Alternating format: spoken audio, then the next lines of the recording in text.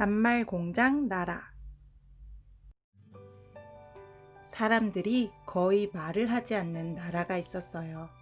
그곳은 바로 거대한 낱말 공장 나라였어요. 이 이상한 나라에서는 돈을 주고 낱말을 사서 낱말을 삼켜야만 말을 할 수 있었지요. 거대한 낱말 공장은 밤낮으로 쉬지 않고 돌아갔어요. 이곳에서는 사람들이 말할 수 있는 모든 말들을 만들어냈지요. 낱말들 중에는 특히 비싼 것들도 있었어요. 큰 부자가 아니고서는 이 낱말들을 자주 말할 수 없었지요. 거대한 낱말 공장 나라에서 말을 하기 위해서는 돈이 많이 필요했어요. 가난한 사람들은 쓰레기통을 뒤지기도 했어요. 하지만 사람들이 버린 낱말들은 모두 시시한 것들 뿐이었어요. 쓸데없는 낱말들이나 말 찌꺼기가 대부분이었지요. 봄이 되면 낱말을 싸게 판답니다. 사람들은 이때 값싼 낱말들을 한아름씩 사가지요. 하지만 이런 낱말들은 별로 쓸모가 없어요. 복화술사나 등나무라는 낱말로 무슨 말을 할 수 있겠어요? 가끔씩 바람을 타고 낱말들이 떠다니기도 해요. 그럴 때면 아이들은 서둘러 곤충망을 들고 와 날아다니는 낱말들을 잡지요. 그리고 그날 저녁 온 가족이 식탁에 둘러앉았을 때 부모님 앞에서 자랑스럽게 그 낱말을 말한답니다. 오늘 필레아스는 곤충망으로 낱말 3개를 잡았어요. 하지만 가족들 앞에서 말하지는 않을 거예요. 소중한 누군가를 위해 아껴두려는 것이지요. 내일은 시벨의 생일이에요. 필레아스는 사랑에 빠졌지요. 시벨에게 나는 너를 사랑해 라고 말하고 싶지만 필레아스에게는 낱말을 살 돈이 없었어요.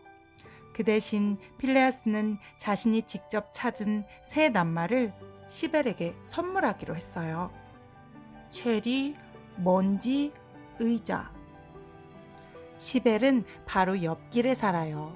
필레아스는 벨을 눌렀어요. 안녕, 잘 있었니? 라고 말하고 싶었지만 그에게는 이런 낱말들이 없었지요. 그래서 필레아스는 시벨을 바라보며 미소를 지었어요. 시벨은 체리빛의 빨간 원피스를 입고 있었어요. 시벨도 미소를 지어 보였어요.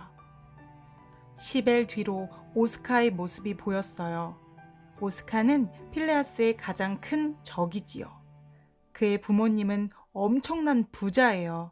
하지만 그것 때문에 오스카를 미워하는 것은 아니에요. 오스카는 미소를 짓지 않았어요. 오스카는 말을 했지요. 시벨을 향해서 말이에요. 소중한 시벨, 나는 너를 진심으로 사랑해. 우리가 어른이 되면 분명 결혼하게 될 거야. 하고 싶은 말이 너무나 많아. 필레아스는 생각했어요. 시벨은 여전히 미소를 짓고 있었어요. 누구를 향한 미소인지는 알 수 없었지요. 오스카의 두 눈에는 자신감이 넘쳤어요. 내가 가진 낱말들은 너무 초라해. 필레아스는 생각했어요. 하지만 그는 용기를 냈어요. 가슴 속에 품고 있는 큰 사랑을 생각했던 것이지요. 그리고 곤충망으로 잡은 새 낱말들을 천천히 말했어요. 낱말들은 반짝이는 보석처럼 시벨을 향해 날아갔어요. 체리, 먼지, 의자. 시벨의 얼굴에서 미소가 사라졌어요. 그리고 필레아스를 똑바로 바라보았지요. 시벨은 가지고 있는 낱말이 하나도 없는 것 같았어요. 잠시 후 시벨은 사뿐히 걸음을 옮겨 필레아스에게 다가왔어요. 그리고 필레아스의 볼에 가볍게 입을 맞추었지요. 필레아스에게 남은 낱말은 이제 단 하나뿐이었어요.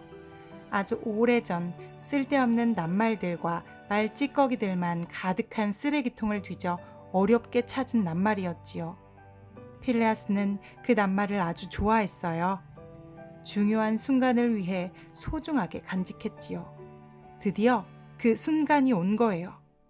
필레아스는 시벨의 눈을 똑바로 들여다보며 입을 열었어요.